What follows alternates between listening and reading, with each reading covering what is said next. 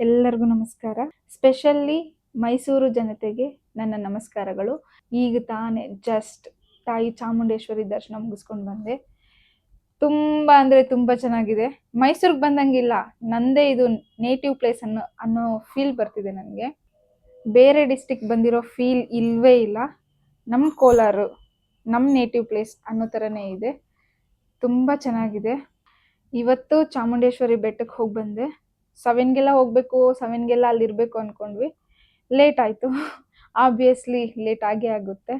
ಟ್ರಿಪ್ಗಳಂತ ಬಂದಾಗ ಲೇಟ್ ಆಗಲೇಬೇಕು. ಯಾಕಂತಂದರೆ ಟಯರ್ಡ್ನೆಸ್ಸು, ಹಾಗೆ ನೋಡಬೇಕು ಪ್ಲೇಸಸ್ ಅನ್ನೋ ಎಕ್ಸೈಟ್ಮೆಂಟು ಎಲ್ಲ ಇರುತ್ತಲ್ವ. ಸೊ 7ಗೆ ಅಂದ್ಕೊಂಡೆ, 10ಗೆ ಬೆಟ್ಟಕ್ಕೆ ರೀಚ್ ಆದ್ವಿ.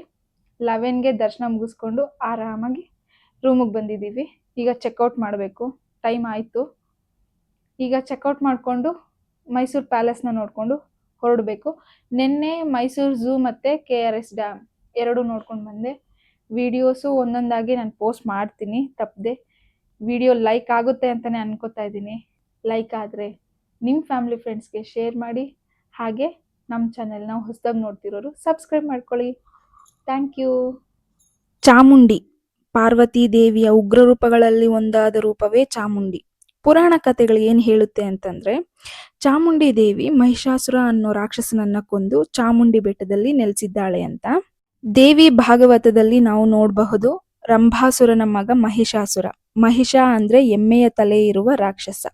ಇವನು ಘೋರ ತಪಸ್ಸು ಮಾಡಿ ಬ್ರಹ್ಮನಿಂದ ಒಂದು ವರ ತಗೋತಾನೆ. ಏನಂತ ಅಂದ್ರೆ, ದೇವತೆಗಳಿಂದ ಆಗ್ಲಿ ಯಾವುದೇ ಪುರುಷರಿಂದ ಆಗ್ಲಿ ಅವನ್ಗೆ ಸಾವು ಬರಬಾರ್ದು ಅಂತ. ಕೇವಲ ಮಹಿಳೆಯಿಂದ ಮಾತ್ರ ಸಾವು ಬರಬೇಕು ಅಂತ. ಅವನ ಪ್ರಕಾರ ಏನು ಅಂತಂದ್ರೆ, ಜಗತ್ತಲ್ಲಿ ದೇವತೆಗಳು ಮತ್ತೆ ಪುರುಷರು ಮಾತ್ರ ಬಲಶಾಲಿಗಳು. ಒಂದು ಹೆಣ್ಣು ಅವನನ್ನ ಏನೂ ಮಾಡಕ್ಕಾಗಲ್ಲ ಅಂತ ಅನ್ಕೊಂಡಿರ್ತಾನೆ. ಬಟ್ ಅವನ್ ಅನ್ಕೊಂಡಿದ್ದು ಸುಳ್ಳಾಗುತ್ತೆ. ತ್ರಿಮೂರ್ತಿ ಅಂದ್ರೆ ಬ್ರಹ್ಮ, ವಿಷ್ಣು, ಮಹೇಶ್ವರ ತ್ರಿಮೂರ್ತಿ ಶಕ್ತಿಗಳಿಂದಾದ ದುರ್ಗಾದೇವಿ 10 ದಿನಗಳ ಕಾಲ ಭೀಕರ ಯುದ್ಧ ಮಾಡಿ 10ನೇ ದಿನ ಈ ರಾಕ್ಷಸನನ್ನ ಸಂಹಾರ ಮಾಡ್ತಾಳೆ. ಆದ್ರಿಂದಾನೇ ಈ ವಿಜಯವನ್ನ ನವರಾತ್ರಿ ಅಥವಾ ದಸರಾ ಹಬ್ಬ ಅಂತ ಆಚರಣೆ ಮಾಡ್ತಾರೆ ಮೈಸೂರಲ್ಲಿ. ಈ ಯುದ್ಧದಲ್ಲಿ ಆ ರಾಕ್ಷಸನನ್ನ ಕೊಂದಿದ್ದು ಈ ಚಾಮುಂಡಿ ಬೆಟ್ಟದಲ್ಲೇ. ಆದ್ರಿಂದಾನೇ ಇಲ್ಲಿ ಇದಕ್ಕೆ ಮಹಿಷೂಸ್ ಅಂತ ಹೆಸರು ಬಂದಿದ್ದು. ನಂತರ ಬ್ರಿಟಿಷರು ಇದನ್ನ ಮೈಸೂರು ಅಂತ ಕರೀತಾರೆ. ಆ ಹೆಸರೇ ಕನ್ನಡೀಕೃತ ಆಗಿ ಮೈಸೂರು ಅಂತ ಹೆಸರು ಬಂದಿರೋದು. ಚಾಮುಂಡಿ ಬೆಟ್ಟಕ್ಕೆ ಹೋಗೋದಕ್ಕೆ ರೋಡ್ ಮತ್ತೆ ಸ್ಟೆಪ್ಸ್ ಎರಡೂ ಅವೈಲಬಲ್ ಇದೆ. ವೆಹಿಕಲ್ಸ್ ಅಲ್ಲಿ ಹೋಗ್ಬೇಕು ಅಂತಂದ್ರೆ ರೋಡ್, ಇಲ್ಲ ನಾವು ನಡ್ಕೊಂಡು ಹೋಗ್ತೀವಿ ಅಂತಂದ್ರೆ ಸ್ಟೆಪ್ಸ್ ಎರಡೂ ಇದೆ. ಟೋಟಲ್ 3000 ಅಡಿ ಎತ್ತರ ಇರುವಂತ ಬೆಟ್ಟ ಇದು. ನಾನು ಬೈಕಲ್ಲಿ ಬಂದಿರೋದ್ರಿಂದ ಈ ವಿಡಿಯೋನಲ್ಲಿ ನೋಡ್ತಿರೋ ಹಾಗೆ ರೋಡಲ್ಲಿ ಹೋಗ್ತಿದ್ದೀನಿ. ನಾನು ಇಲ್ಲಿಗೆ ಮಾರ್ಚಲ್ಲಿ ಬಂದಿದ್ದು, ಆದ್ರಿಂದಾನೇ ಎಲೆಗಳೆಲ್ಲ ಉದ್ರಿ ಸ್ವಲ್ಪ ಬರ್ಡಾಗಿ ಕಾಣ್ತಿದೆ. ಹೇಗಿದೆ ಅಂತ ನೀವೇ ನೋಡಬಹುದು ವಿಡಿಯೋದಲ್ಲಿ.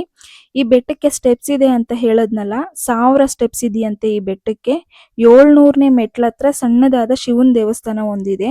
ಈ ದೇವಸ್ಥಾನದ ಮುಂದೆ ದೊಡ್ಡದಾಗಿರುವಂತ ಗ್ರಾನೈಟ್ ನಂದಿ ಇದೆ. ಈ ನಂದಿ 15 ಅಡಿಗಿಂತ ಎತ್ತರ, 24 ಅಡಿ ಉದ್ದ ಇದೆಯಂತೆ. ಈ ನಂದಿ ಕುತ್ತಿಗೆ ಸುತ್ತ ಇರುವಂತ ಗಂಟೆಗಳು ತುಂಬಾ ಚೆನ್ನಾಗಿರುತ್ತೆ ನೋಡೋದಕ್ಕೆ. ಬಟ್ ನಾನು ಇಲ್ಲಿಗೆ ಹೋಗೋಕ್ ಆಗ್ಲಿಲ್ಲ. ನೀವು ಹೋದ್ರೆ ಮಿಸ್ ಮಾಡ್ಬೇಡಿ. ಮತ್ತೆ ಇನ್ನೊಂದು ದೇವಸ್ಥಾನ ಇದೆ, ಅದು ಉತ್ತನಹಳ್ಳಿಯಲ್ಲಿದೆ. ಇದು ಬೆಟ್ಟದ ತಪ್ಪಲಲ್ಲಿರೋದು. ಇಲ್ಲಿ ಜ್ವಾಲಾಮುಖಿ ಶ್ರೀ ತ್ರಿಪುರ ಸುಂದರಿ ದೇವಸ್ಥಾನ ಇದೆ. ಈ ದೇವಿಯನ್ನ ಚಾಮುಂಡೇಶ್ವರಿ ದೇವಿಯ ತಂಗಿ ಅಂತ ಕರೀತಾರೆ. ರಕ್ತಬೀಜ ಅನ್ನೋ ರಾಕ್ಷಸನನ್ನ ಕೊಲ್ಲೋದಕ್ಕೆ ಯುದ್ಧ ಭೂಮಿಯಲ್ಲಿ ಚಾಮುಂಡೇಶ್ವರಿಗೆ ಸಹಾಯ ಮಾಡಿದಾಳೆ ಅಂತ ಹೇಳ್ತಾರೆ.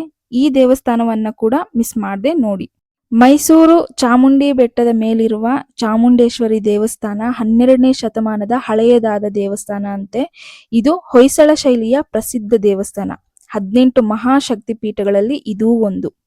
ಮೈಸೂರು ರಾಜಮನೆತನದ ಆರಾಧ್ಯ ದೇವತೆಯಾಗಿರುವ ಈ ದೇವಸ್ಥಾನ ವಿಜಯನಗರ ಮತ್ತೆ ಮೈಸೂರು ಒಡೆಯರ್ ರಾಜರ ಕಾಲದಲ್ಲಿ ಹೆಚ್ಚು ಅಭಿವೃದ್ಧಿ ಆಗಿದೆಯಂತೆ. ಈ ದೇವಸ್ಥಾನ ಸ್ಟಾರ್ಟಿಂಗ್ ಅಲ್ಲಿ ಚಿಕ್ಕದಾಗಿತ್ತಂತೆ. ಇದನ್ನ 12ನೇ ಶತಮಾನದಲ್ಲಿ ಹೊಯ್ಸಳ ರಾಜರು ಕಟ್ಟಿಸಿದ್ದಂತೆ. ಆಮೇಲೆ ವಿಜಯನಗರದ ರಾಜರು ಮತ್ತೆ ಮೈಸೂರು ಒಡೆಯರು ಈ ದೇವಾಲಯವನ್ನ ದೊಡ್ಡದಾಗಿ ವಿಸ್ತಾರ ಮಾಡಿದ್ದಾರೆ. ಮೈಸೂರು ಒಡೆಯರು, ವಿಶೇಷವಾಗಿ ರಾಜ 3ನೇ ಕೃಷ್ಣರಾಜ ಒಡೆಯರ್ ದೇವಾಲಯಕ್ಕೆ ಗೋಪುರವನ್ನ ಕಟ್ಟಿಸಿರ್ತಾರೆ. 1827ರಲ್ಲಿ ದೇವಾಲಯವನ್ನ ಜೀರ್ಣೋದ್ಧಾರ ಮಾಡಿದ್ದಾರೆ. ಅಲ್ಲದೆ ದೇವಿಗೆ ಅಮೂಲ್ಯವಾದ ಆಭರಣಗಳನ್ನು ಕಾಣಿಕೆಯಾಗಿ ಕೊಟ್ಟಿರ್ತಾರೆ. ಈ ದೇವಸ್ಥಾನ ದ್ರಾವಿಡ ಶೈಲಿಯಲ್ಲಿ ಇರುತ್ತೆ. 7 ಅಂತಸ್ತಿನ ಗೋಪುರ ಕೂಡ ಇರುತ್ತೆ. ದೇವಸ್ಥಾನದ ಒಳಗಡೆ ಚಾಮುಂಡೇಶ್ವರಿ ದೇವಿಯ ಸುಂದರವಾದ ವಿಗ್ರಹ ನಾವು ನೋಡಬಹುದು. ಈ ದೇವಸ್ಥಾನ ಆಷಾಢ ಶುಕ್ರವಾರ, ನವರಾತ್ರಿ ಮತ್ತೆ ಅಮ್ಮನವರ ವರ್ಧಂತಿ ಮುಂತಾದ ಹಬ್ಬಗಳ ಆಚರಣೆಗಳಿಗೆ ಹೆಸರುವಾಸಿಯಾಗಿದೆ. ಆಷಾಢ ಮಾಸದಲ್ಲಿ ಶುಕ್ರವಾರವನ್ನ ವಿಶೇಷವಾಗಿ ಮಂಗಳಕರ ಅಂತ ಹೇಳ್ತಾರೆ.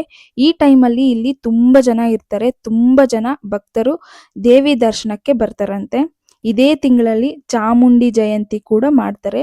ಮೈಸೂರು ಮಹಾರಾಜರು ದೇವಿಯ ಉತ್ಸವ ಮೂರ್ತಿಯನ್ನ ಪ್ರತಿಷ್ಠಾಪಿಸಿದ ದಿನವನ್ನ ಚಾಮುಂಡಿ ಜಯಂತಿ ಅಂತ ಆಚರಣೆ ಮಾಡ್ತಾರೆ.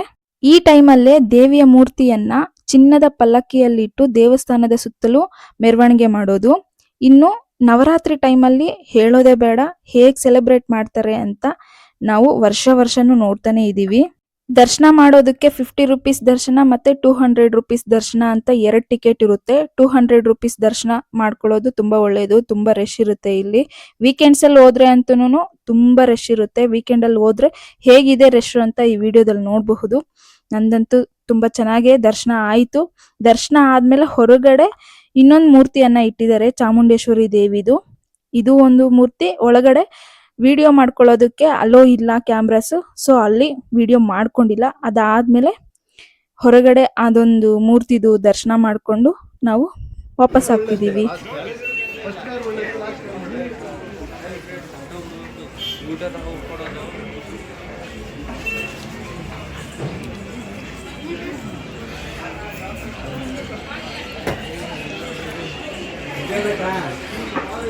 ಮದ್ಯ ಬೇಕೇನಾ?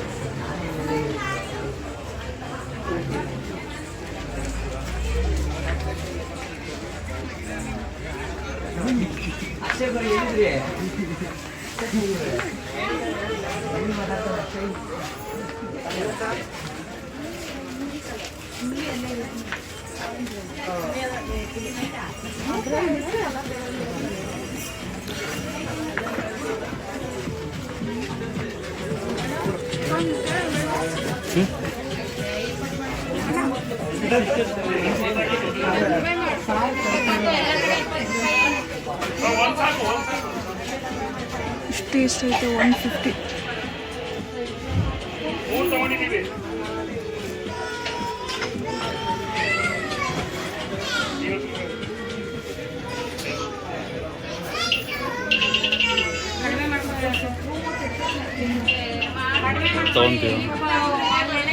ಕೊಡಿಸಿದ್ರೆ ತಗೊಳ್ತೀನಿ.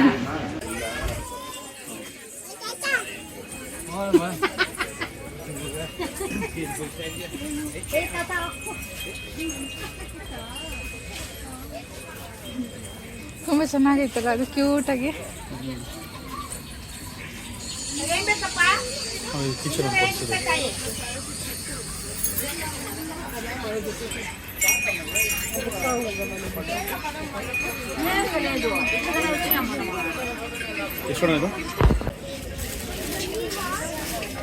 ಹೆಂಗೋ ಇದು ಅಲ್ಲೋಡೋದು?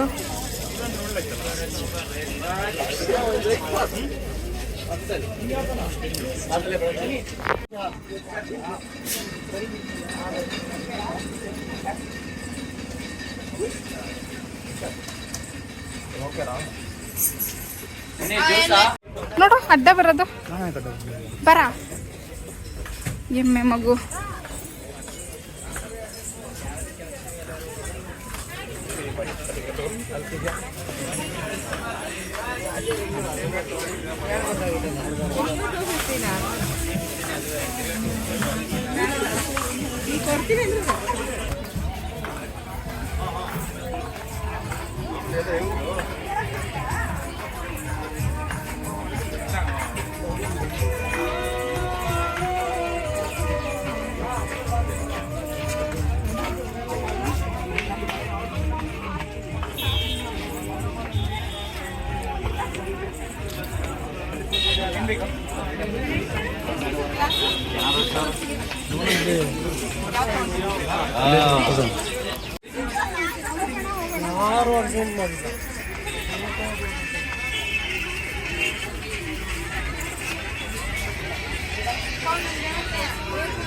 ಏನು ಬೇಕು ಹೇಳು.